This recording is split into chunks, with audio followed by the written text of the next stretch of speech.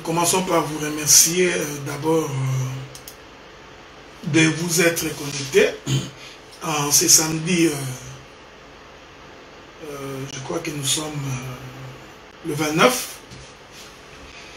janvier 2022. Une occasion que le Seigneur nous a offerte pour qu'ensemble nous puissions partager sa parole. Et je suis certifié que le Seigneur vous fera beaucoup du bien et que le Seigneur vous bénira. Alors pour tous ceux qui sont distraits, juste leur informer que nous sommes en ligne et que nous voulons ensemble partager la parole du Seigneur. Donc j'ai saisi cette occasion pour remercier le nom du Seigneur, bénir son nom, le sanctifier et lui rendre gloire pour tout ce qu'il a fait dans nos vies, pour tout ce qu'il a réalisé dans notre existence. J'ai béni également le nom du Seigneur parce qu'il nous accorde l'opportunité de nous retrouver ce soir pour que ensemble nous puissions partager la parole du Seigneur. Comme vous savez, j'ai été absent pendant plus de 4 mois. Alors, comme je suis de retour, nous allons donc de temps en temps prendre la parole le samedi pour partager écouter et partager la parole de Dieu chaque samedi. Et comme vous le savez, donc les salles sont ouvertes au Québec dès la semaine prochaine. Ce qui fait qu'à partir de dimanche 13 février, les cultes peuvent reprendre au Québec. Donc, nos bien-aimés frères et sœurs de l'Assemblée des Saints de Gatineau, Ottawa, vont donc reprendre le 13 février. Et les bien-aimés frères et sœurs de l'Assemblée des Saints de Montréal également reprendront le 13 février. Nous serons à Montréal. Le pasteur Obed et le pasteur Azaf seront donc ici à Gatineau. Nous allons donc être à Montréal pendant toute l'année 2022. Donc, pour qu'ensemble nous puissions bâtir l'œuvre de Dieu. Que Dieu donc vous bénisse, qu'il vous garde. Nous allons partager à partir d'aujourd'hui, je ne sais pas quand est-ce que je vais devoir finir. Il est possible que ça me prenne 4 interventions ou 5 interventions. Tout dépendra de la manière dont le Seigneur nous conduira, de la manière dont le Seigneur nous dirigera. Mais souffrez que je prenne d'abord le texte de base. Prenons notre texte de base. Vous qui avez des stylos, écrivez, parce que je vais devoir enseigner. 2 Samuel chapitre 11. Je commence par le premier verset. Je vous prie d'être en paix, de prendre vos stylos parce que nous enseignons. Ça fait des années que nous avons commencé à enseigner. Ça fait des années qu'au travers de l'enseignement, beaucoup ont compris les choses de Dieu. Et tant que nous sommes encore en vie, nous continuerons à servir le Seigneur. 2 Samuel chapitre 11, le premier verset. La Bible dit, l'année suivante, au temps où le roi se mettait en campagne, David envoya Joab avec ses serviteurs et tout Israël pour détruire les fils d'Ammon, pour assiéger Rabat. Mais David resta à Jérusalem. Le soir, David s'éleva de sa couche Ça, c'est un texte que vous connaissez, mais soyez en paix, frère. Parce que le ministère, c'est apporter une touche particulière dans les textes que les gens ont toujours l'habitude de lire. Et comme j'ai toujours dit que chaque fois que nous prêchons, nous ouvrons les fenêtres pour que les autres aussi viennent prêcher. Alors soyez en paix parce que le Seigneur vous apportera quelque chose de nouveau aujourd'hui. 2 Samuel chapitre 11, je suis au verset 2. Un soir, David s'éleva de sa couche et comme il s'est promené sur le toit de la maison royale, il aperçut de là une femme qui se baignait, qui était très belle de figure. David fit demander qui était cette femme. On lui dit, n'est-ce pas, Bathsheba, fille d'Eliam, femme d'Uri l'Hétien. David envoya des gens pour aller la chercher. Elle vint vers lui. Il coucha avec elle. Après s'être purifiée de sa souillure, elle se retourna dans sa maison. Cette femme devint enceinte. Elle fit dire à David, je suis enceinte. J'aime ces choses. Elle fit dire à David, je suis enceinte. Je vous ai toujours dit que le doctorat, le vrai doctorat, parce qu'il y a beaucoup de gens qui ont la confusion de leur ministère. Des fois, on se pose la question, est-ce qu'il est prophète? Est-ce qu'il est pasteur? Est-ce qu'il est apôtre? Ou il est évangéliste? Je vous ai toujours dit et j'ai toujours répété, les doctorats se trouvent dans les détails.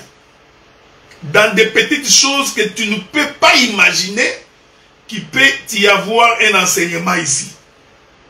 Alors, sois en paix. Parce que je voudrais attirer votre attention. La Bible dit que cette femme devait enceinte.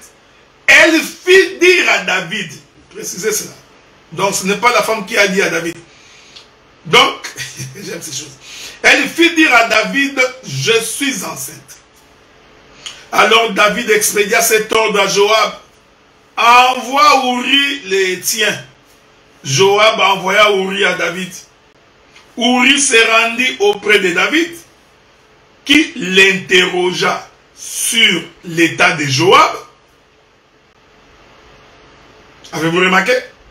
Sur l'état du peuple et sur l'état de la guerre. Puis David dit à Uri, descends dans ta maison, lave tes pieds. Uri sortit de la maison royale, il fut suivi d'un présent du roi. Mais Uri se coucha à la porte royale avec tous les serviteurs de son maître.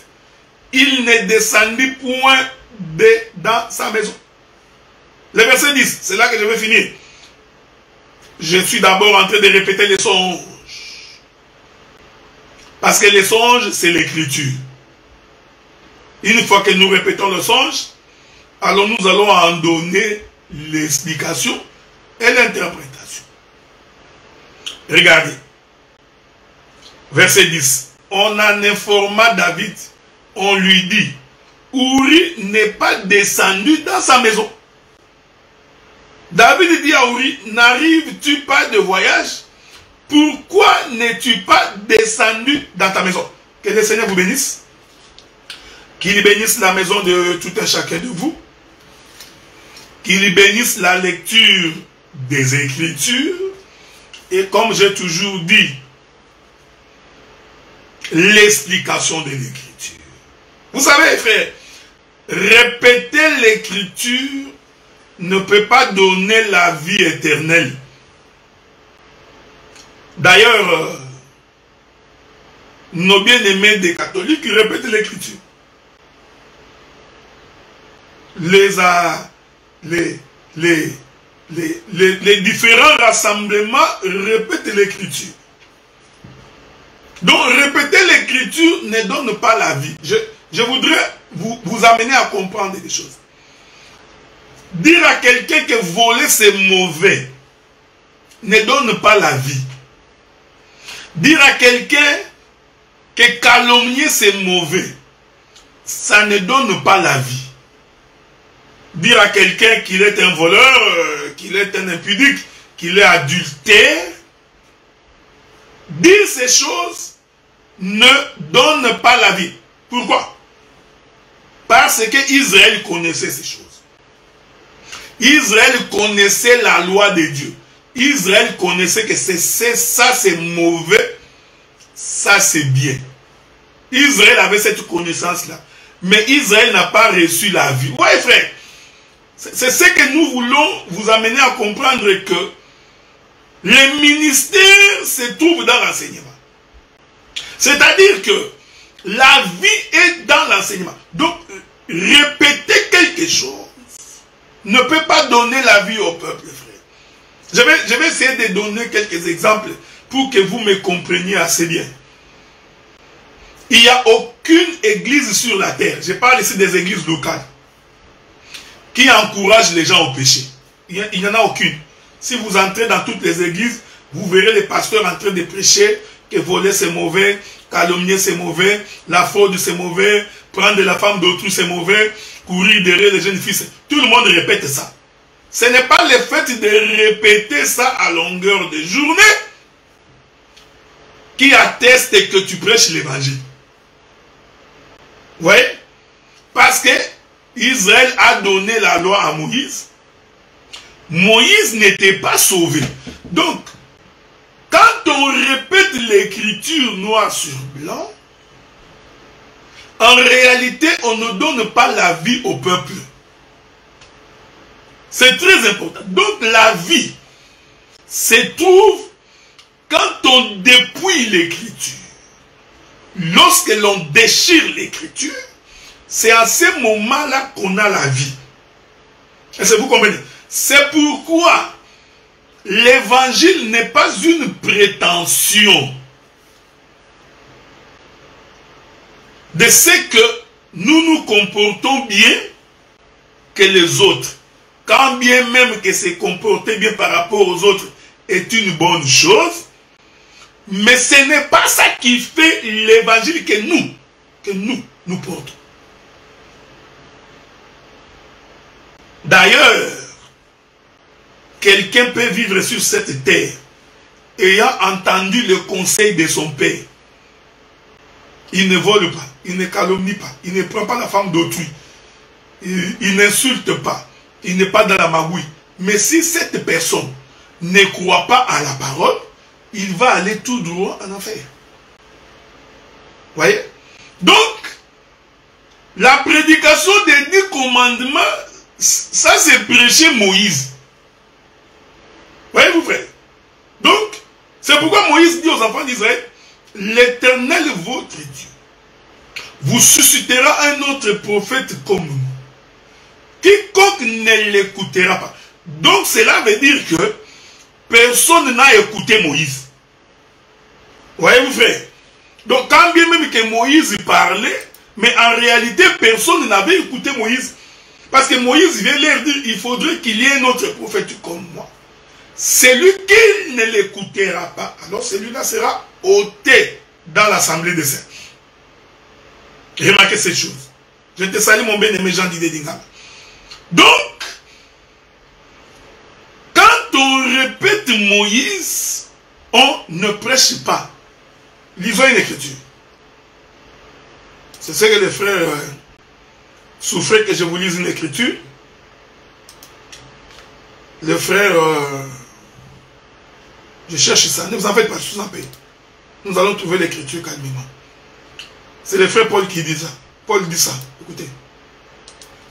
Dans 2 Corinthiens, je crois, chapitre 3. Hein? 2 Corinthiens, chapitre 3. Paul dit ceci. À partir du verset 10, je crois. Attends, je vais voir ça. Il est écrit. À partir du verset 12. Ayant donc cette espérance. nous usons d'une grande liberté. Et nous ne faisons pas comme Moïse, qui mettait un voile sur son visage pour que les fils d'Israël ne fixassent pas le regard sur la fin de ce qui était passager. Mais ils sont devenus durs d'entendement. Faites attention. Ici, Moïse nous fait comprendre que fixer son regard veut dire écouter. Est-ce que vous me suivez? Il est merveilleux. Paul dit ceci, Paul dit, je répète ça, Paul dit que lorsque Moïse descendait de la montagne, il mettait un voile sur son visage pour empêcher Israël de voir quoi? L'Écriture dit, de voir ce qui était glorieux. Donc, sur la face de Moïse, il y avait la gloire. Ok? Maintenant, Moïse mettait un voile pour que le peuple ne fixe pas les regards sur ce qui était glorieux. Or, ce qui était glorieux, en réalité, c'est Dieu sur la terre. Voyez-vous? La Bible dit dans les livres d'Exode, lorsque l'on finit de construire le tabernacle, la nuée descendit du ciel, entra dans le tabernacle, et l'Écriture dit que le sacrificateur, les Lévites ne pouvaient plus rester dans le tabernacle parce que ces derniers étaient remplis de la gloire de Dieu. Donc, la nuée, c'est ça la gloire de Dieu. Est-ce que vous me suivez, frère? Donc, quand Moïse mettait le voile sur son visage, en d'autres termes, Moïse cachait la nuée. Est-ce que vous comprenez? Donc, cette nuée-là que Moïse est en train de cacher, c'est ce qu'on appelle la gloire. Donc, c'est Dieu lui-même. Vous permettez? Hein? Je suis entré, je vous ai toujours dit que je ne prends pas le temps de bloquer les versets. Bon, je m'en vais. Je vais courir, si vous voulez, afin que je puisse, au besoin, vous trouver cette écriture-là. Je suis en train d'espérer. Exode chapitre 40, le verset 34. La Bible dit, alors la nuée couvrit la tente d'assignation et la gloire de l'Éternel remplit la maison. Or, ce qui remplissait la maison, c'était la nuée. Donc, cette nuée-là, Moïse appelle ça, c'est la gloire de l'Éternel. Mais pour comprendre que cette gloire, c'est Dieu lui-même, il faut aller lire. Je vais vous donner une autre écriture. Exode chapitre 33. Prenons Exode chapitre 33. Je vous avais dit de prendre des stylos parce que nous enseignons. Exode chapitre 33. Le verset 17. L'Éternel dit à Moïse, je ferai ce que tu me demandes, car tu as trouvé grâce à mes yeux. Et je te connais par ton nom. Moïse dit, fais-moi voir ta gloire. Ok? L'Éternel répondit, je ferai passer devant toi toute ma bonté. Je proclamerai devant toi le nom de l'Éternel. Je fais grâce à qui je fais grâce, miséricorde à qui je fais miséricorde. L'Éternel dit, tu ne pourras pas voir ma face.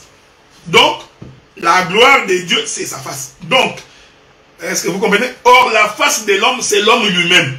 David dit, Éternel Dieu, ne me cache pas ta face. Ainsi, nous comprenons que lorsque Moïse voilait son visage pour cacher ce qui était glorieux, ces gestes-là étaient tout un geste prophétique. En d'autres termes, Moïse cachait Dieu. Est-ce que vous voyez ça, frère? Donc, toute la prédication de Moïse consiste à voiler Dieu. Donc, quand Moïse dit prenez l'agneau, immolez l'agneau, le 14e jour, entre les deux soirs, tout ça est un voile. Quand Moïse se marie, c'est un voile. Quand Moïse a des enfants, c'est un voile. Tout ce que Moïse fait, en réalité, Moïse voile Dieu. Je répète, je vais répéter ça. Je vais répéter pour une bonne saisie. Voilà pourquoi dans l'évangile éternel, dans cet évangile que nous portons, nous ne prêchons pas un évangile de condamnation. Bien aimé dans le Seigneur, nous ne prêchons pas des choses pour vous culpabiliser. Non, non, non, non. Nous prêchons des choses pour que vous soyez attirés vers le Seigneur. Alors que Moïse, lui, quand il prêchait, qu'est-ce qu'il faisait? En réalité, il voilait Dieu. Or, quand il voile Dieu, le peuple n'est pas sauvé. Ainsi, suivez-moi attentivement. Je voudrais encore... J'aime ces choses car le Seigneur est bon. Souffrez que je prenne un autre témoin. Je voudrais prendre un autre témoin. Ou que le Seigneur puisse nous aider quelque part, ok? Je voudrais trouver les témoins avant de dire ce que je voudrais dire. Attendez, je suis toujours dans les livres d'Exode, je crois. Voilà. Regardez, je prends Exode. Ça, c'est une écriture que je prends juste pour vous aider. Tu prends Exode chapitre 26, verset 14. La Bible dit, tu feras pour la tente d'assignation, une couverture de peau de bélier, teinte en rouge, et une couverture de peau de dauphin par-dessus. Maintenant, si vous continuez la lecture, je vous trouverai l'écriture plus tard, vous verrez que quand Israël s'est déplacé, quand Israël se mettait en mouvement, il y avait une classe des fils d'Aaron qui avait pour mission de couvrir l'arche. Ok? Donc, pour déplacer les ustensiles de l'arche, on devait couvrir. Ces gestes-là veut tout simplement dire Dieu est voilé. Or, celui qui voile Dieu, c'est Moïse. Selon le livre de 2 Corinthiens chapitre 13. 2 Corinthiens chapitre 3, pardon. Donc, celui qui a voilé Dieu, c'est Moïse. Donc, tout l'enseignement de Moïse, Moïse voilait Dieu. C'est pourquoi, si quelqu'un prêche Moïse, aujourd'hui, en réalité, il est en train de voiler le peuple. Ce n'est pas moi qui dis, attendez. Attendez.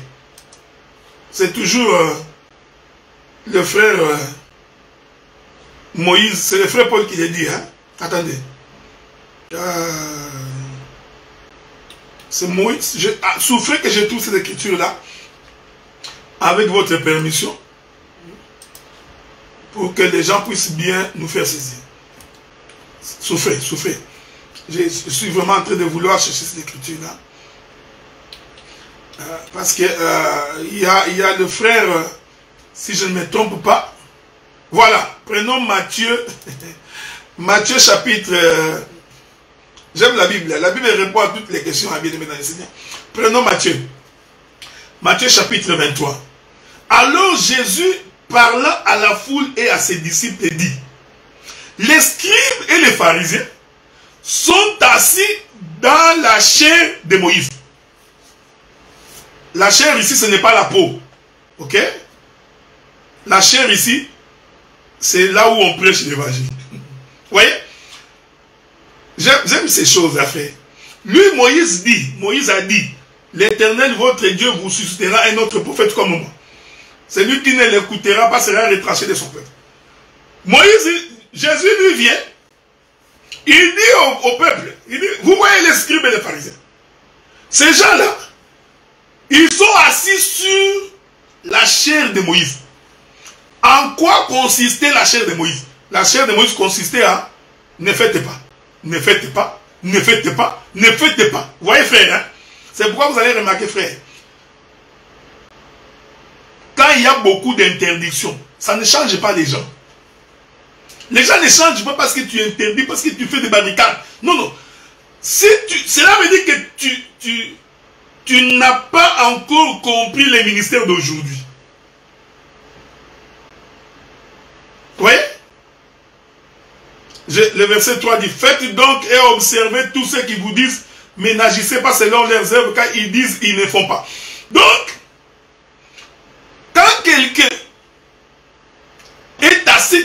partir de Moïse, qu'est-ce qu'il fait?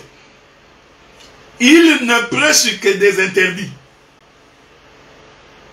Moïse n'a prêché que ne faites pas. Maintenant, vous allez comprendre que donc, quand Moïse descend de la montagne et qu'il met le voile, c'est tout un sacerdoce. C'est tout un sacerdoce. C'est le sacerdoce de voiler le peuple. Le frère Paul dit, je vais relire ça pour vous. 2 Corinthiens chapitre 3. Maintenant, écoutez ce que le frère Paul dit. Il dit ceci. 2 Corinthiens chapitre 3, verset 12. Non, verset 13. Mais nous ne faisons pas comme Moïse. Le ministre d'aujourd'hui ne font pas comme Moïse. C'est-à-dire, un ministre d'aujourd'hui ne répète pas Moïse. Il donne l'intelligence de ce qui est caché. Pour que le peuple puisse prendre plaisir aux choses de Dieu et que le peuple s'attache à l'Éternel. Une fois que le peuple est attaché à Dieu, le cœur de ce peuple va être transformé. L'évangile, frère, ne peut pas créer en toi la haine de ton frère. L'évangile ne peut pas créer en toi l'esprit de critique. L'évangile ne peut pas créer en toi l'esprit de division. L'évangile ne peut pas... Frère, ce que je vous dis, le Saint-Esprit m'est témoin. Quand tu écoutes une parole qui crie en toi la haine d'un autre frère, comprends tout simplement que cet évangile-là, même si ça sonne bien aux oreilles, ne vient pas de Dieu. L'évangile que nous vous prêchons, ce n'est pas l'évangile pour que vous commenciez à indexer les gens de doigts. Celui-là, c'est un païen. Il va aller en enfer. Celui-là, c'est un démon. Il partira en enfer. Nous ne prêchons pas pour ça, frère. Nous ne prêchons pas pour que vous deveniez des inspecteurs des autres. Non. On ne peut pas prêcher l'évangile pour que vous deveniez des Colombos. Donc, l'évangile, frère, doit créer en toi l'amour, frère. Et cet amour-là, on doit voir ça dans les actes posés. Cet amour-là doit faire en sorte que tu puisses aimer. Donc, quand l'évangile crée des divisions, quand l'évangile crée des sectes, quand l'évangile crée des groupuscules, quand l'évangile commence à créer des fanatiques, au point où vous commencez à indexer les autres qu'ils sont mauvais, cet évangile n'est pas de Dieu. Cet évangile n'est pas de Dieu. Je voudrais vous rassurer. J'ai lu toute la Bible, frère.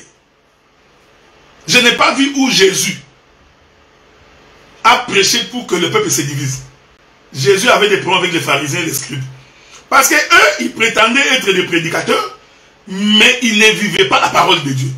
Je t'ai dit, il n'y a aucune place où Jésus a élevé un peuple contre un autre peuple. Non. Si vous en trouvez, apportez-le-moi. Je vais me repentir. Jésus avait un problème avec les prédicateurs qui étaient assis dans la chair de Moïse. Alors, bien, il faut faire très attention parce que l'évangile que nous confessons, cet évangile éternel que nous portons, c'est l'évangile de paix, c'est l'évangile d'amour, frère. C'est l'évangile de tranquillité. C'est l'évangile de compassion. C'est-à-dire que si mon frère a péché, en réalité, ce n'est pas pour moi un sujet de gloire. Ce n'est pas pour moi un sujet de monter sur une table et commencer à danser. Non, quand ton frère pêche, tu devrais être meurtri au-dedans de toi-même et avoir la compassion pour ton frère. Aujourd'hui, il y a des gens, dès qu'il apprend les péchés des autres, ça devient un sujet de gloire. Ils pensent qu'il faut en parler pour qu'on considère qu'il a vraiment péché. Et on ne peut pas applaudir, frère. Écoutez, l'Éternel est vivant.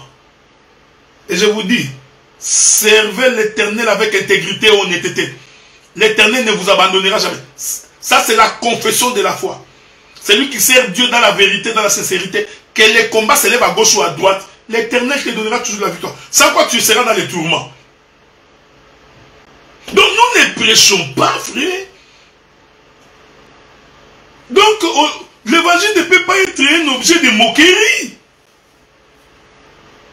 Non. L'évangile ne peut pas être un objet. Frère, si tu me vois dans le péché, moi, ton frère Adélard, tu dois avoir compassion de moi. Et ayant compassion de moi, tu prieras pour moi et tu chercheras les moyens de me ramener sur la voie du Seigneur. Tu ne peux pas utiliser mon péché comme un argument d'autorité. Ce sentiment-là n'est pas le sentiment de Dieu. Ce sentiment-là de se réjouir parce que ton frère a volé, c'est un mauvais sentiment, frère.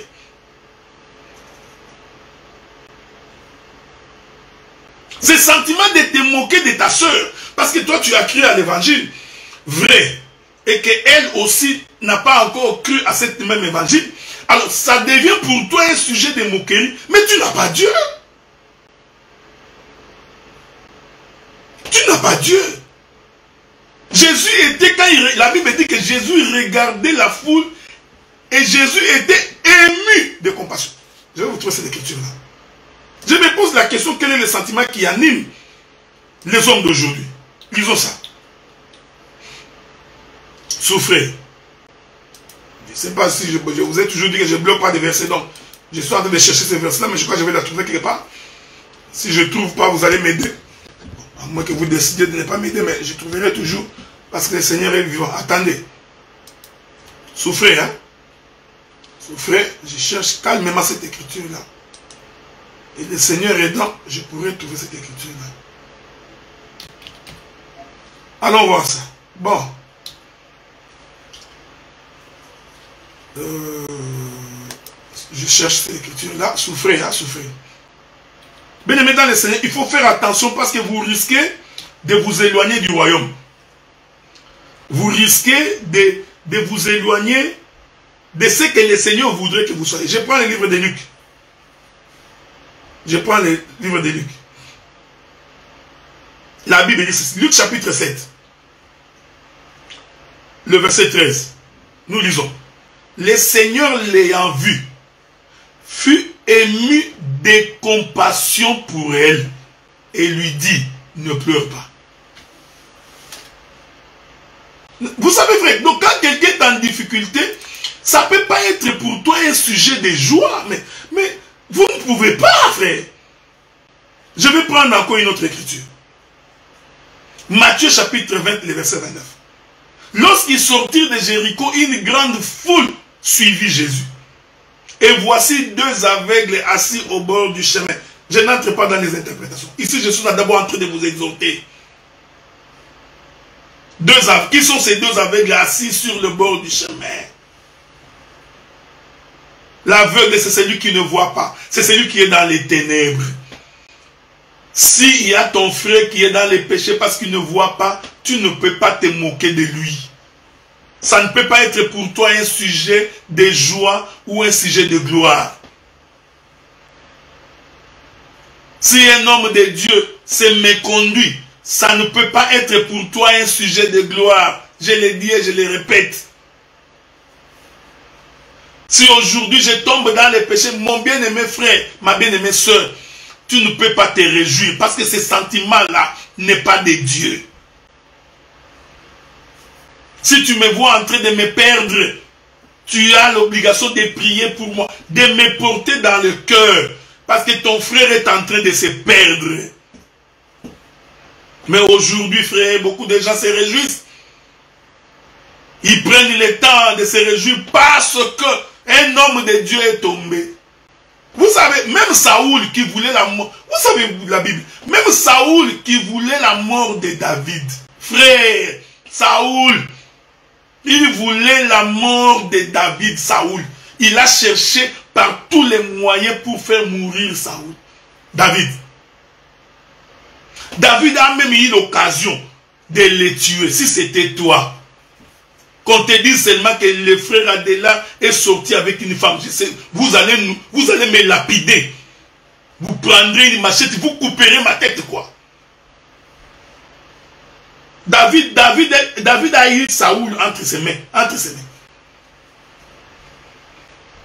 Il récupère la cruche et la lance et monte au sommet de la montagne. Il dit, Saoul, au roi, j'ai entre tes mains. J'avais la possibilité de te tuer, moi, David. Voyez un homme de Dieu. Mais pourtant, c'est Saoul-là en voulait à sa vie.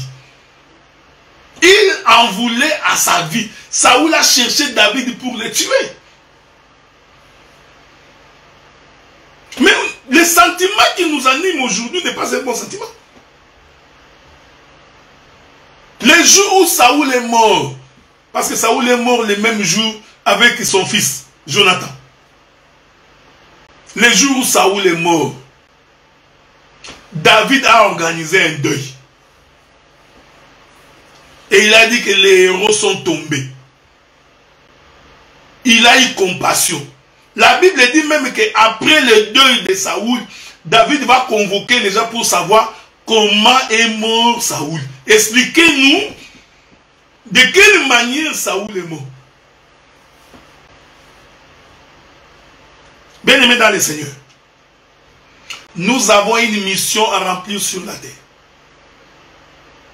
Et quand on est serviteur de Dieu, il faut savoir que nous avons une mission à remplir sur la terre. Et faire attention pour ne pas nous écarter de la mission que le Seigneur nous a confiée. C'est la mission de ramener les fils de la maison dans la bergerie. Et ces choses-là, il faut avoir beaucoup d'intelligence, beaucoup de sagesse, frère. Remarquez, c'est ce que je vous dis. Je vais lire pour vous. Je n'entre pas dans les interprétations. Je prends ça dans la doctrine pour apporter la connaissance. Voici deux aveugles assis au bord du chemin.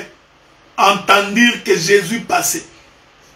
Crièrent, aie pitié de nous, Seigneur, fils de David. La foule les reprenait. Il y a toujours des gens comme ça. Quand les autres ont péché, il y a toujours un groupe de supporters Bagangi. Hey!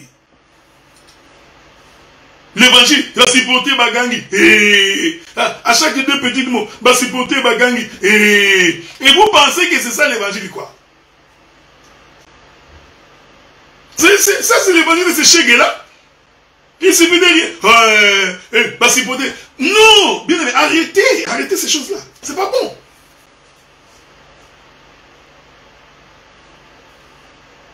Donc quand j'ai dit supporter Bagangi, les gens qui n'écoutent pas l'Ingala, donc c'est comme dans un stade, quoi. Les supporters qui crient oh, oh, oh. Et vous pensez que c'est ça l'évangile, quoi. Donc vous voyez je vais interpréter ça, mon bien-aimé Jean Didier. Vous voyez dans un stade. Donc quand vous dribblez, il y a des supporters qui sont sur le podium qui vont sauter. Oh, tu penses que c'est Manchester et Chelsea. Nous prêchons des choses sacrées, hautement sacrées. Et ces choses sont spirituelles, frère. Il y va de la vie du peuple. Aujourd'hui, l'évangile est devenu comme si nous blaguions. Non. Regardez ce qu'ils ont fait, la foule. Il faut faire attention avec la foule. La foule les reprenait pour les faire taire.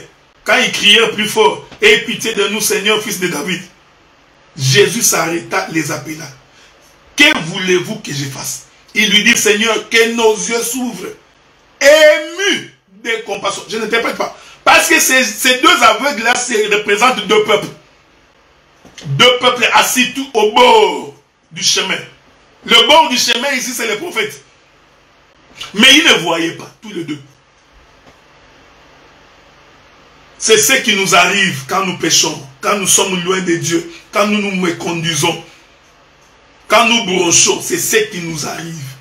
Mais quand le Seigneur croise des gens comme ça, il a compassion. Il ne peut pas se réjouir. Quand quelqu'un se réjouit de la chute de son frère, quand quelqu'un se réjouit d'un mal qui atteint son frère, Ça, c'est un sentiment qui vient véritablement du diable. Vous avez remarqué cette chose? Remarquez. Donc, le ministère s'est expliqué. Fait comprendre la passage de l'écriture. Je vais rentrer dans 2 Samuel chapitre 11. C'est là où nous étions, non? À moins que je ne trompe. Là où nous étions. J'ai mon temps. Ne vous en faites pas. Même si je prêche pendant 3-4 mois, j'ai tout mon temps. Regardez. L'écriture que nous avons lue avec vous. La Bible dit dans 2 Samuel chapitre 11, le 2e verset. Le soir, David s'éleva de sa couche. Comme il s'est promené sur le toit de la maison royale, il aperçut de là une femme qui se baignait et qui était très belle de figure. Arrêtons-nous ici 2 minutes. Techniquement, naturellement, on ne peut s'élever que le matin. C'est ça l'ordre naturel des choses. Le soleil semblable à un époux qui sort de sa chambre le matin, quand le soleil s'élève en Orient. Écoutez bien l'évangile. Naturellement, on s'élève le matin. Mais ici, l'écriture nous dit que le roi David s'est levé le soir. Donc, pendant que le soleil s'est couché, David, lui, s'élève. Et en s'élevant pendant le coucher du soleil, il verra une femme sur la terre. Parce que la Bible dit, David s'est promené sur le toit de sa maison. Donc, David était dans les lieux élevés. Oui. Il s'est donc levé dans les lieux élevés. Suivez-moi bien. Parce que je donnerai plusieurs interprétations du soir ici. Naturellement, le soir, c'est le coucher du soleil. Donc nous pouvons dire, dans la doctrine, que David s'est levé au coucher du soleil. Mais quelque chose d'extraordinaire est ici. Il se lève au coucher du soleil, mais en haut. Voyez-vous, frère? Donc, du haut de sa maison. Donc, le toit de la maison, par rapport à la position où se trouvait Beth-Shaba, le haut de la maison est donc considéré comme étant le ciel. Et que là où Beth-Shaba s'est baigné est donc considéré comme étant la terre. Je vais prendre une écriture. Prenons quelques écritures pour que nous puissions bien nous faire comprendre. Genèse chapitre 1er, je vous ai toujours dit, nous pouvons entrer dans les jardins, nous pouvons sortir sans coup ni blessure. Parce que c'est lui qui est capable de voir des choses dans la création. Il aura la capacité de comprendre toute la Bible. Genèse chapitre 1er, verset 1er. N'oubliez pas, il faut retenir ce que j'ai dit, parce que je vous ai toujours dit que moi je suis un enseignant, donc j'enseigne. Donc il faut me suivre beaucoup d'attention. Je vous ai fait remarquer que là-bas, David, il se lève le soir. En se levant le soir, mais il est au ciel. Vous voyez? Est-ce que vous me suivez? Suivez-moi bien. Il faut me suivre bien. Très bien. Donc, si on devrait être correct dans l'ordre naturel des choses, il devrait se lever le matin et se trouver sur le toit de sa maison. Il y a quelque chose de contradictoire sur le plan naturel.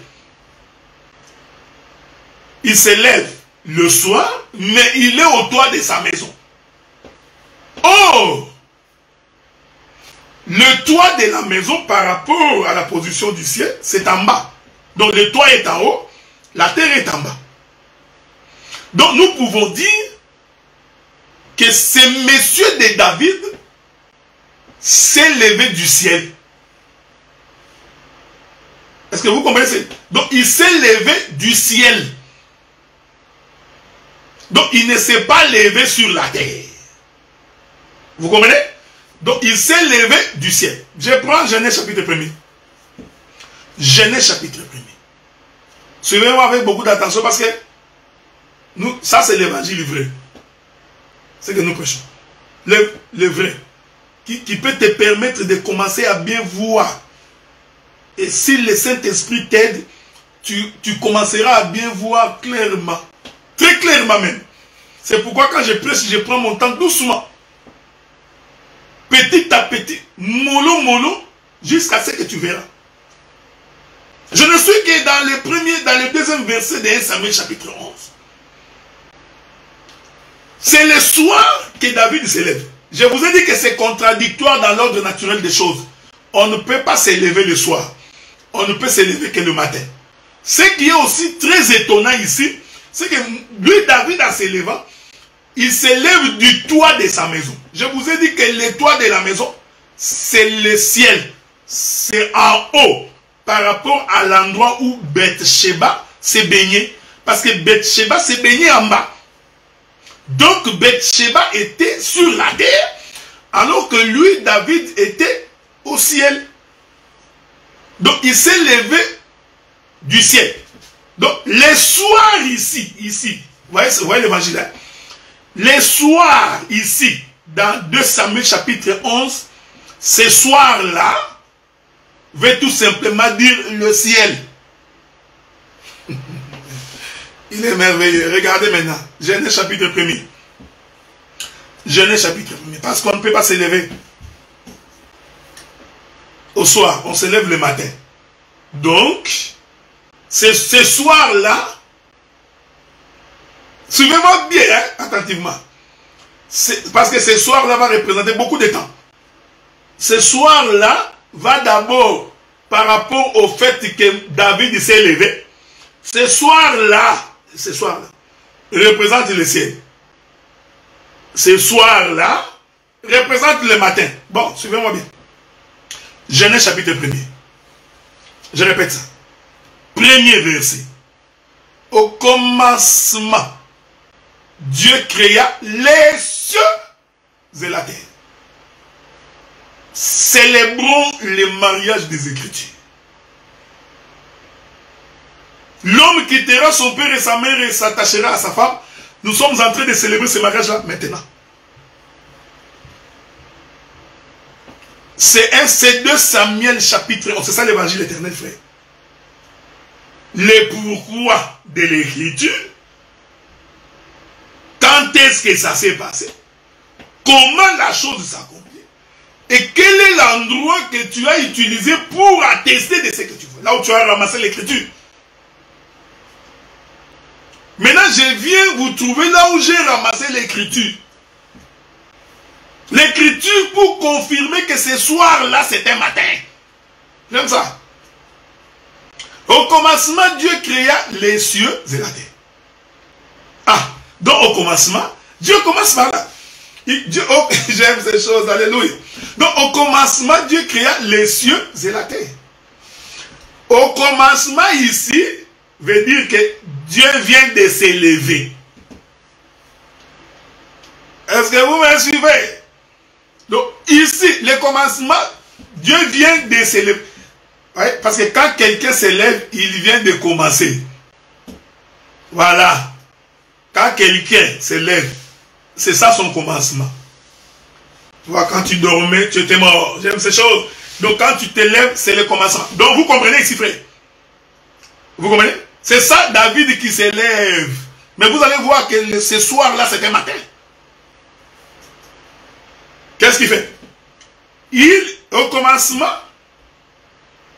Dieu créa les cieux et la terre. Frère, nous mettons notre main à couper. Que pour comprendre cet évangile, il faut labourer avec la génisse de Samson. Parce que ces choses cachent des mystères. Et ces choses sont très profondes pour un véritable enfant de Dieu. Que le ciel vous soit favorable en ces jours. Et que Dieu vous bénisse. Il ne faut jamais avoir peur de combat, frère.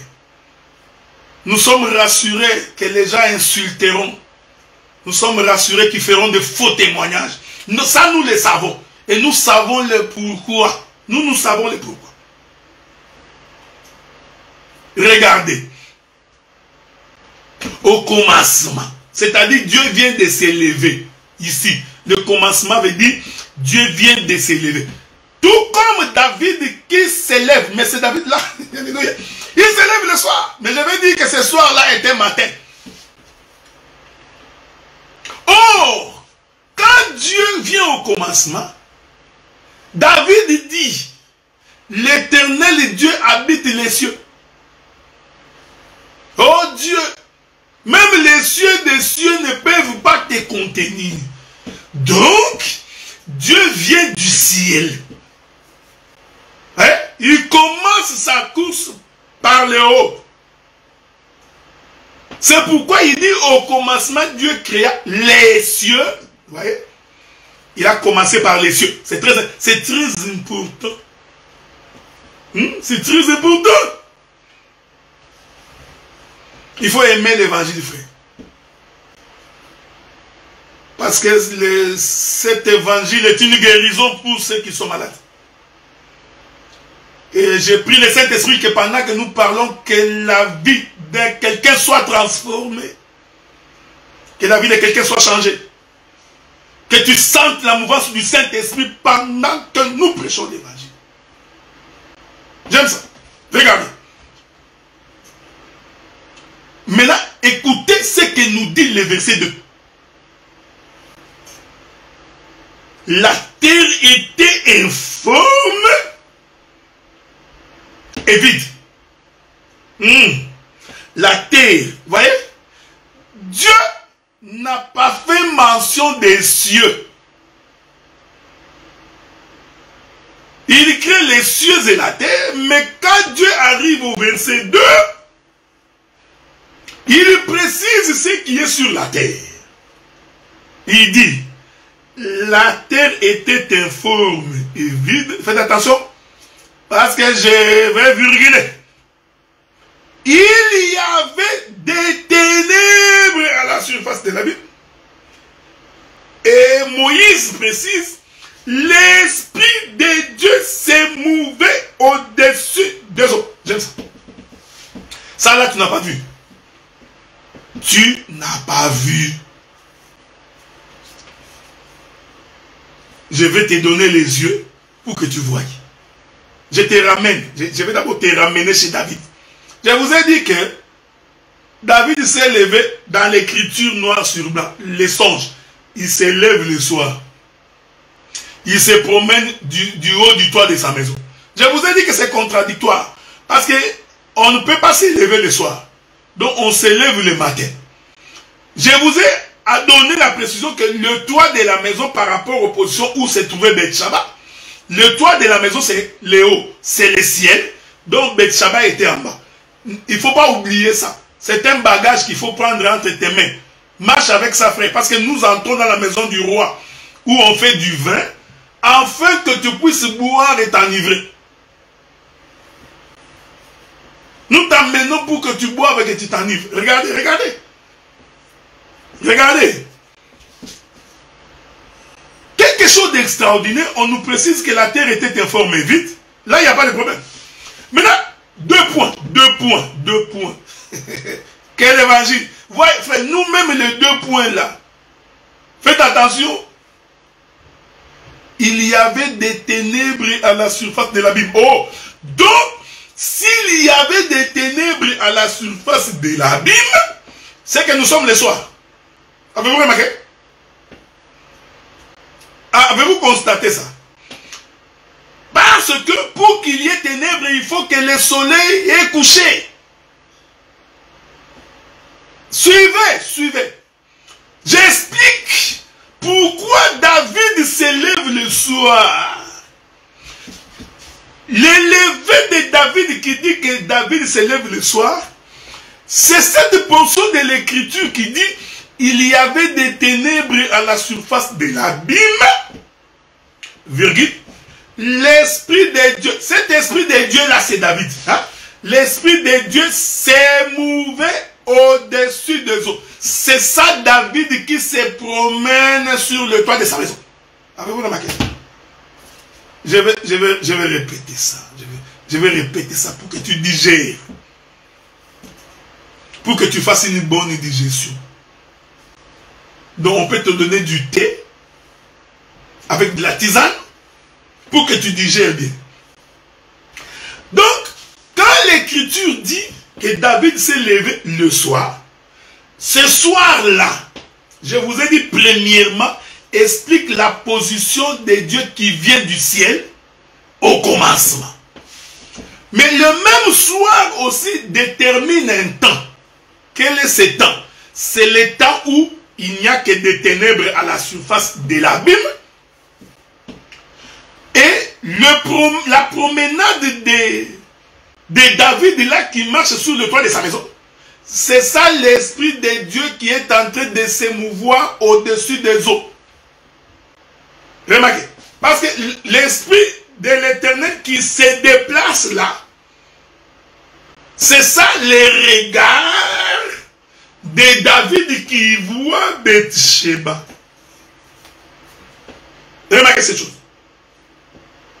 Je vais répéter. La Bible dit, prenons le verset 6 de Genèse chapitre 1er.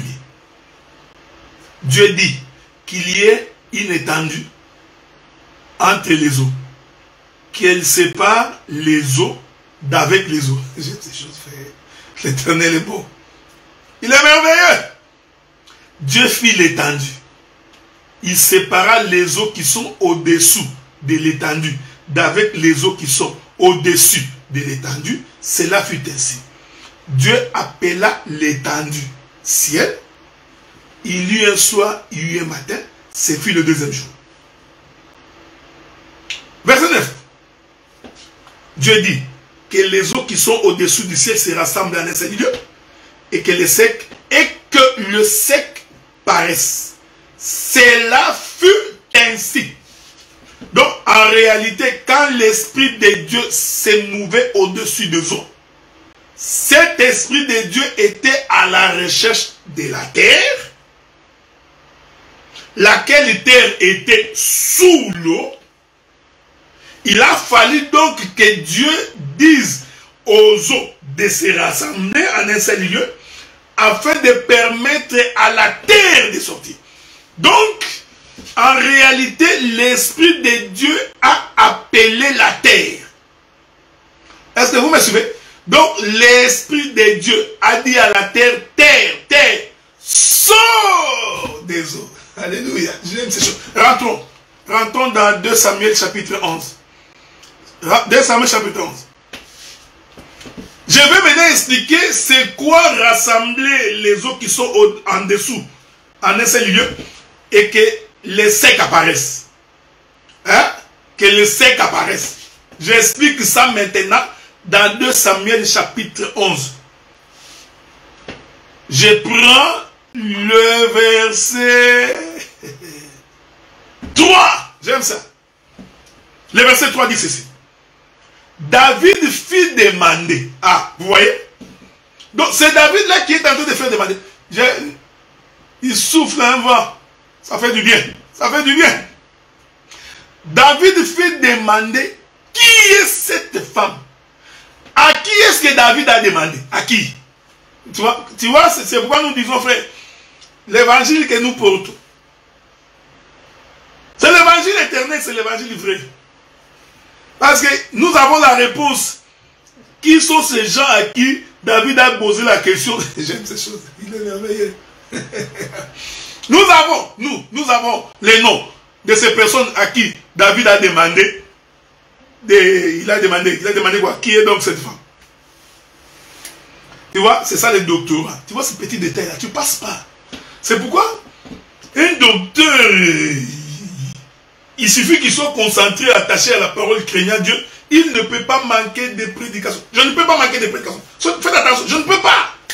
Je ne peux pas manquer de... Ici. On ne peut pas manquer. Regardez. Donc, David a demandé.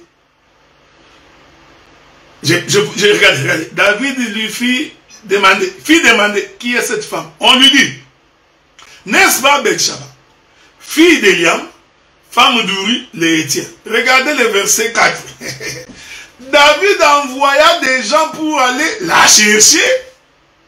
Et elle vint vers lui, coucha avec elle. Après s'être purifiée, elle se retourna dans sa maison. Donc, ici aussi, David a envoyé. Voilà.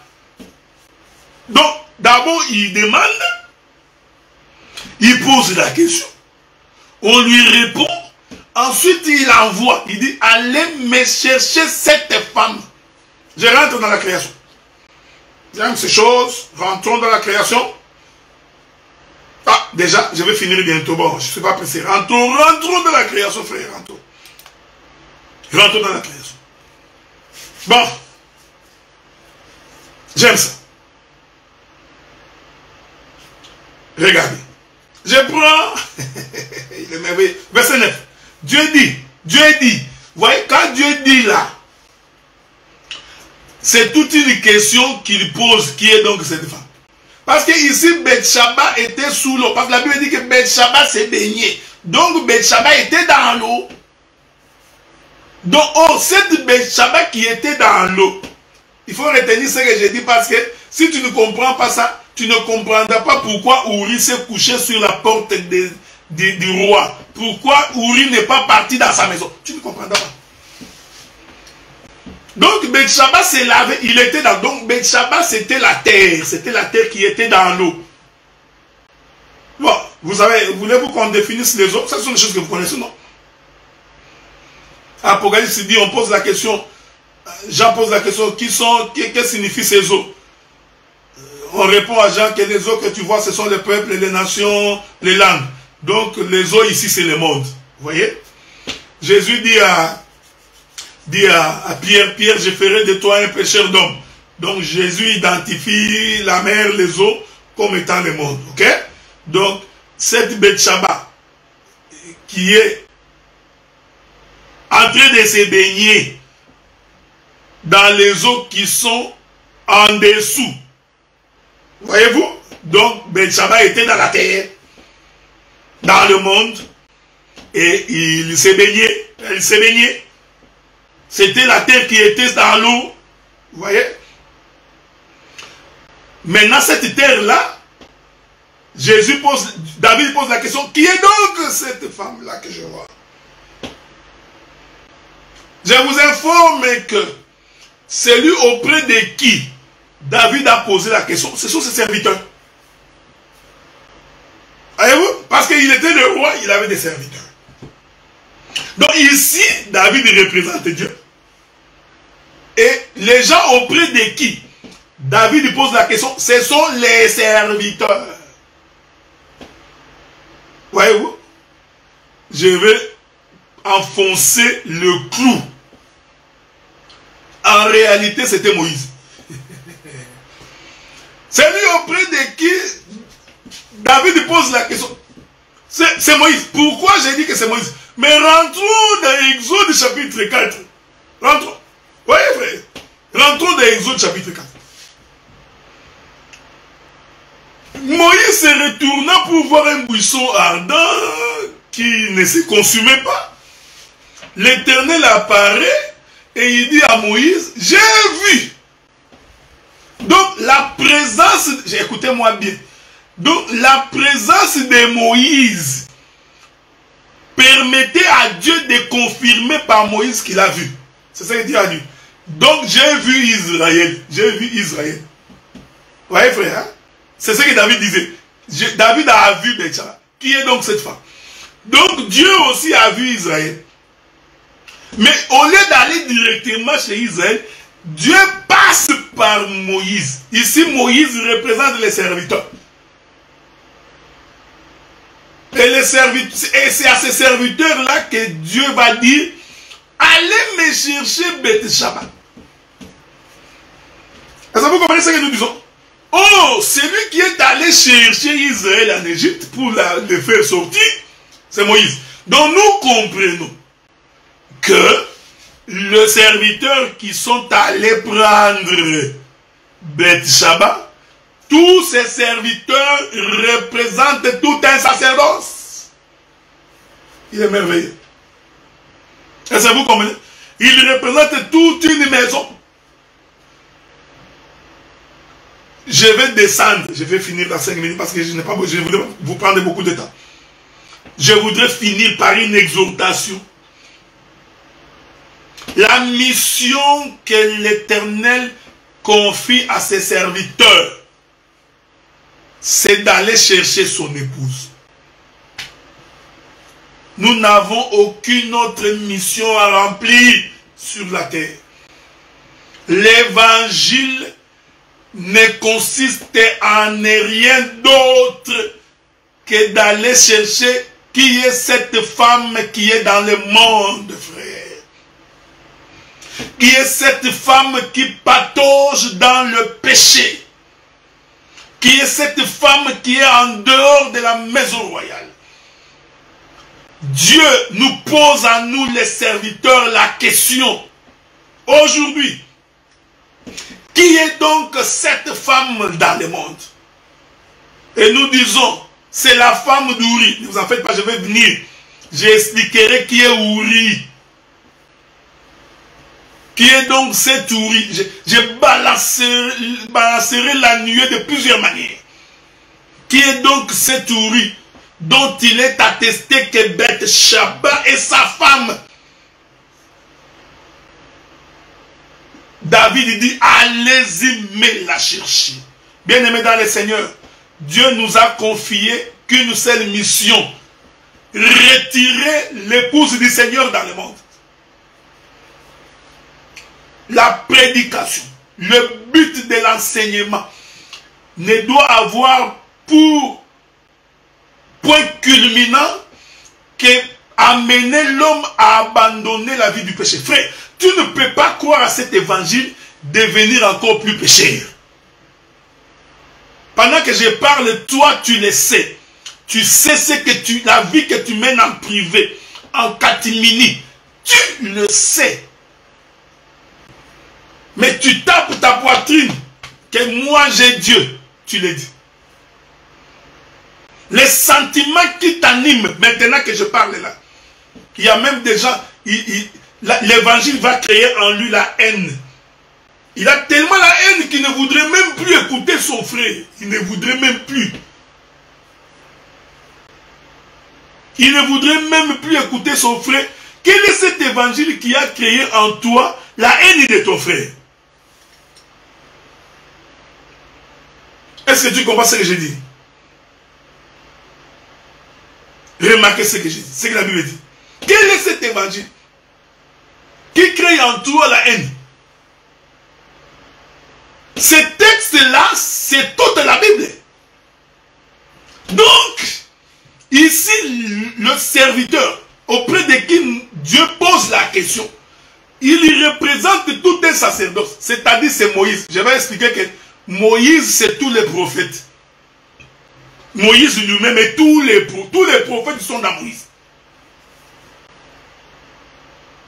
Et le Seigneur demande, David pouvait aller lui-même prendre cette femme.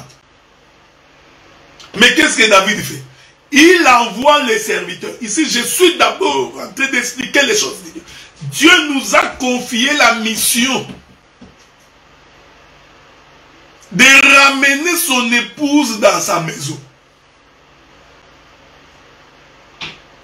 Donc la prédication, l'enseignement ne poursuit aucun autre objectif. Rien d'autre, frère.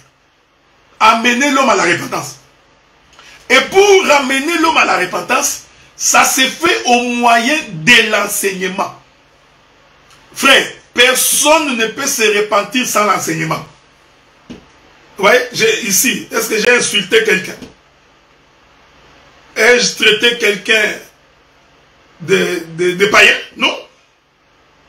Mais si quelqu'un m'écoute pendant que je parle ici, il comprendra l'amour de David. Il comprendra l'amour de Dieu pour sa vie. Il comprendra la raison pour laquelle le Seigneur a jeté son regard sur la terre. Il comprendra cela, frère. Et dès qu'il aura compris cela, les serviteurs vont donc amener cette épouse vers le Seigneur. Je rentre dans Genèse pour finir. Donc, quand Dieu dit que le sec paraisse, cette écriture-là, c'est tout un enseignement. Donc, le sec paraître ici veut dire que Dieu a envoyé ses serviteurs. Je vais lire une écriture.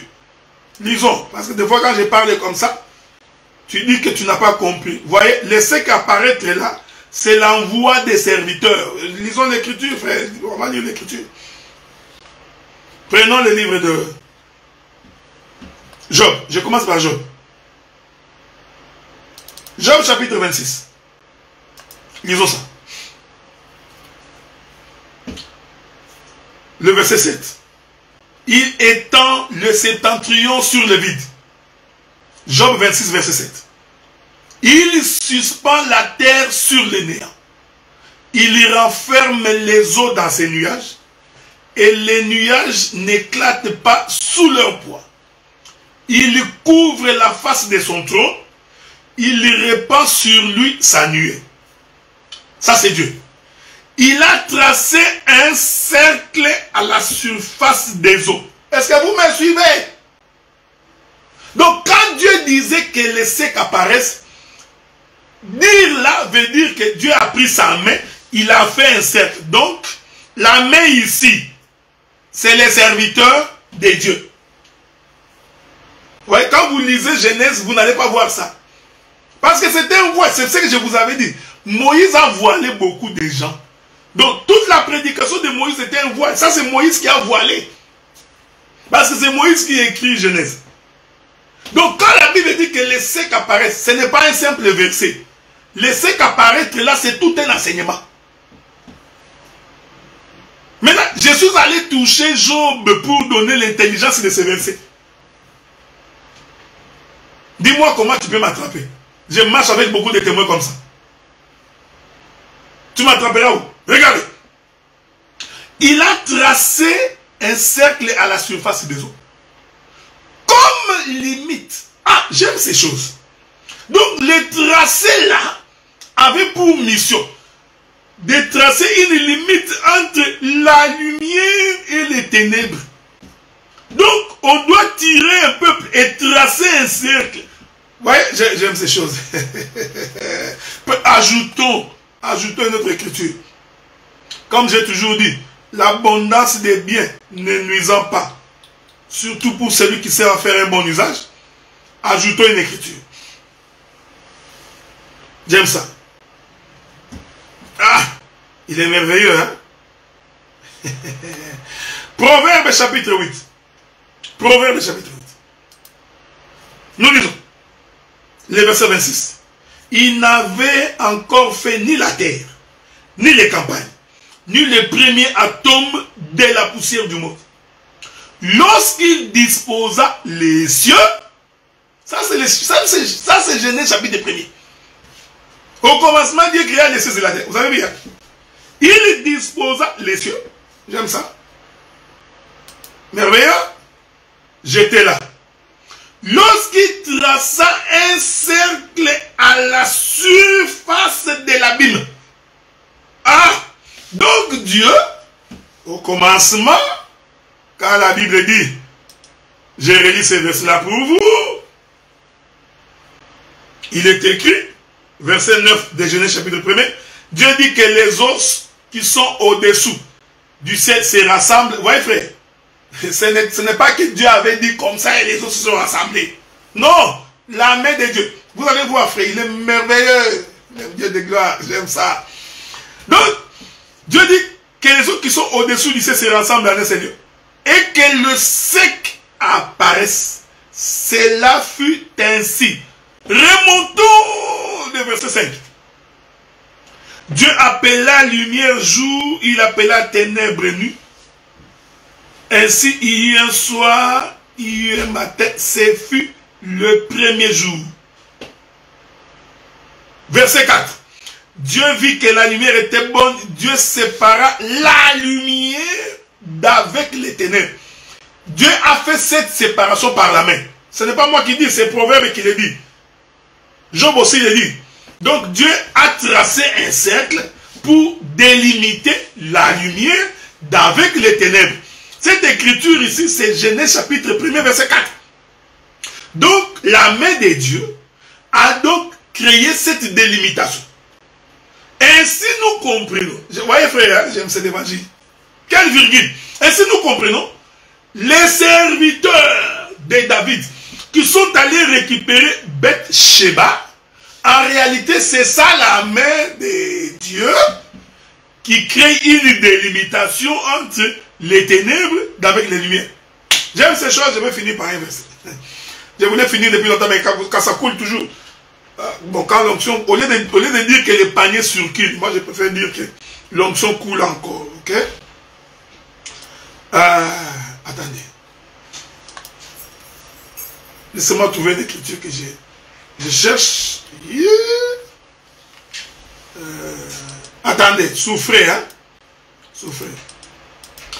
Parce que je ne voudrais pas demander l'écriture à Roland. Je voudrais aller chercher l'écriture moi-même. Souffrez que j'ai trouvé. J'aime ça. Où est cette écriture que je cherche? Attendez, soyez en paix. Ok? Je vais trouver cette écriture-là, ok? Pour expliquer la même chose, ok? Attendez. Bon, je crois que je vais trouver cette écriture. Je suis dans les livres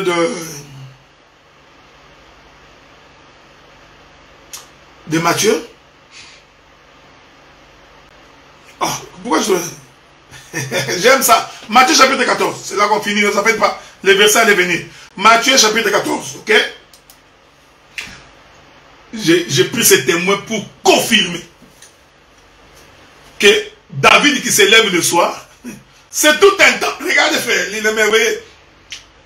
Je commence par le verset 22. Aussitôt après, il obligea les disciples à monter dans la barque et à passer avant lui de l'autre côté pendant qu'il renverrait la foule. Et quand il eut renvoyé, il monta sur la montagne pour prier à l'écart. Est-ce que vous me suivez? Jésus, il prend les disciples et il les met dans une barque. Il les renvoie dans la mer. Ah! Il est merveilleux, c'est Dieu. Il ne change jamais. Donc il prend, vous voyez, je vais vous aider à comprendre ces choses. C'est tellement simple quand on a le Saint-Esprit. Ce n'est pas pour rien que Jésus a pris les disciples et après les avoir mis dans la barque. Il les envoie sur la mer. J'explique que au commencement, Dieu créa les cieux et la terre. Ah, tu verras ça. Lorsqu'il envoie les gens, il envoie les disciples vers la mer. Ici, la mer, c'est les eaux d'en bas. Tout comme Beth-Sheba qui s'est lavé en bas. Qu'est-ce que Jésus fait? Vous avez remarqué? J'ai lu. Vous, amoureux de l'écriture, il dit ceci. Quand il y eut renvoyé, il monta sur la montagne. Ah, donc Jésus lui va au ciel. Il est merveilleux. Remarquez? Donc ici, Jésus répète. Il y a un soir, il répète au commencement, Dieu fit les cieux et la terre. Donc, il envoie les disciples en bas, lui monte au ciel. Parce que la Bible dit, il monta sur une montagne. Or, la montagne, c'est la position élevée par rapport à la terre. Pour prier à l'écart. Comme le soir étant venu. Vous voyez, frère, Kitoko. Vous voyez? Je vous avais dit que David s'éleva le soir. Et je vous ai dit que s'élever là le soir, c'est la position de celui qui quitte le ciel. Et je vous ai dit que ce soir-là, par rapport au ciel, il devient le matin. Il est merveilleux. Regardez, Jésus était sur la montagne, qui est la position élevée. Mais l'écriture dit ceci. Comme le soir étant venu, donc, et qu'il était seul, donc le soir a trouvé Jésus sur la montagne. C'est ça David qui se lève au soir. Avez-vous remarqué? C'est ça David, il est sur la montagne, mais le soir arrive là. Donc, c'est à ce moment-là que Jésus commence la démarche. La barque déjà au milieu de la mer était battue par les flots, car le vent était contraire. À la 4e veille de la nuit, Jésus alla vers eux, marchant sur la mer. Vous voyez? Faites attention. C'est Jésus-là qui est en train de marcher sur la mer. C'est ça David qui se promène sur le toit de sa maison. Il est bon? Regardez. Quand les disciples les virent marcher sur la mer, ils furent troublés et dirent, c'est un fantôme. Dans leur frayeur, ils poussèrent des cris. Jésus leur dit aussitôt, rassurez-vous, c'est moi, n'ayez pas peur. Faites attention. Pierre lui répondit, faites attention, faites attention, faites attention. J'aime ça. Pierre lui répondit, Seigneur, si c'est toi, ordonne que j'aille vers toi sur les eaux. Ce qui n'est pas une mauvaise chose. Il dit, viens. Jusque-là, Jésus n'avait que parlé par la bouche. Il dit, viens. Que le sec apparaisse. Est-ce que vous me suivez? Suivez-moi bien attentivement. Parce qu'au commencement, Dieu n'a dit que le sec puisse apparaître. Mais je vous avais dit que c'est parler là, c'est toute une prédication. Regardez. Il dit, Jésus, j'étais où? Voilà. Pierre lui répondit, Seigneur, si c'est toi, ordonne que j'aille vers toi sur les eaux. Il dit, viens. Il a ordonné. Frère, ordonner là, c'est tout un sacerdoce. Parce que Dieu a donné ses ordonnances, ses commandements, sur la montagne d'Horeb par Moïse. Est-ce que vous me suivez? Quand Jésus ordonne, quand Pierre avait dit ordonne, quand Pierre demandait que Jésus ordonne, en réalité, c'était tout un sacerdoce. C'est le sacerdoce d'ordonner. C'est le sacerdoce des commandements. Ordonne. Dieu a donné des ordonnances et des commandements. J'ai prescrit mes ordonnances à ces peuples. Vous voyez? Donc, quelqu'un qui reçoit les sacerdoces de Moïse peut avoir l'impression qu'il marche sur les eaux. Oh, tu vois? Tu auras l'impression. C'est ce qui est arrivé à Pierre. Pierre a eu l'impression. Parce que Dieu avait ordonné, il commence à marcher. Donc, bien aimé, il y a des gens qui ont l'impression, ils ne comprennent pas que ce sont des prédicateurs de Moïse. Donc, ordonner ici, c'est Moïse. C'est Moïse. Quand Jésus avait dit, viens, là, depuis le matin, j'ai envoyé mes serviteurs pour aller me chercher la femme. Viens là, c'est tout un sacerdoce. L'écriture dit, regardez, regardez. C'est quand même étonnant. Parce que c'est Jésus qui avait dit, viens. Mais la Bible dit ceci. Pierre sortit de la barque et marcha sur les eaux pour aller vers Jésus. Mais voyant que le vent était fort, il eut peur. Et comme il commençait à s'enfoncer. Ah, vous voyez, c'est Jésus qui avait dit, venez. L'homme est sorti, mais l'homme a commencé à descendre dans l'eau. Vous voyez? Donc nous comprenons que ordonner là, c'est le premier sacerdoce. Et ce premier sacerdoce ne peut pas te permettre de marcher sur les eaux. Or, les eaux ici représentent aussi le monde. Tu ne peux pas avoir aucun pouvoir sur les eaux dans le premier sacerdoce. C'est pourquoi ici, Pierre commence à descendre et à se noyer. C'est Pierre-là qui se noie, là, c'est Beth-Shaba. C'est Beth-Shaba qui est en train de se baigner dans l'eau. Regardez maintenant. Il doit tracer un cercle à la surface. Il est merveilleux. Alors, il cria, Seigneur, sauve-moi. Regardez la manière dont Jésus sauva Pierre. Aussitôt, Jésus étendit sa main. Voilà, j'aime ça. Donc, la main étendue, c'est ça le serviteur de David. C'est cette main, vous voyez. Donc, en réalité, Pierre était dans l'eau. C'est la main qui a déchiré l'eau pour retirer Pierre. Ici, Pierre, c'est Bethsheba. Mais pour que Pierre soit retiré, frère, il faut que la main, la bouche, Dieu a ordonné, nous disons que c'est le premier sacerdoce. Ce sacerdoce te donne le rudiment de Dieu. Dieu est bon, Dieu guérit, Dieu il sauve. Le péché c'est mauvais, l'impudicité c'est mauvais, l'adultère c'est mauvais. Tout ça ce sont des rudiments. C'est le premier sacerdoce. Tout le monde connaît ça, même les catholiques connaissent. Même les Mpévalons connaissent ces choses. Donc, les Bima connaissent que voler c'est mauvais, et critiquer c'est mauvais, prendre de la femme. Qui ne connaît pas ça? Qui ne connaît pas? Non, dites-moi qui ne connaît pas que quand tu prends la femme de ton frère, tu as péché. Qui ne connaît pas ça?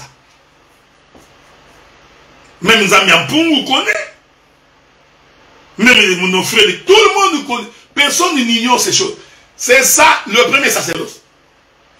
Ça ne sauve pas. Tu auras l'impression que tu es sorti, mais tu vas te rendre compte plus tard que tu es en train de plonger. Tu es en train d'être englouti par le monde. C'est pourquoi tu as besoin de crier, Seigneur, sauve-moi. Et la main, cette main, il est merveilleux, Père de gloire. Ainsi, cette main-là, la main-là, c'est ça les serviteurs qui sont allés chercher Bethsheba. Que le Seigneur vous bénisse. Hein? J'ai parlé pendant 1h30. Je m'excuse beaucoup. Je pensais pouvoir parler 1 heure, mais le Seigneur nous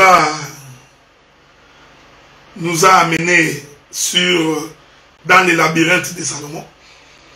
Et nous allons donc finir ici pour aujourd'hui, qui est la première partie de notre intervention sur Uri qui se couche devant la maison royale. Le samedi prochain, Dieu aidant, nous reviendrons encore pour pouvoir parler de ces choses. Que la paix du Seigneur soit avec vous. Que Dieu vous bénisse alors. Hein? Donc, et qu'il vous garde.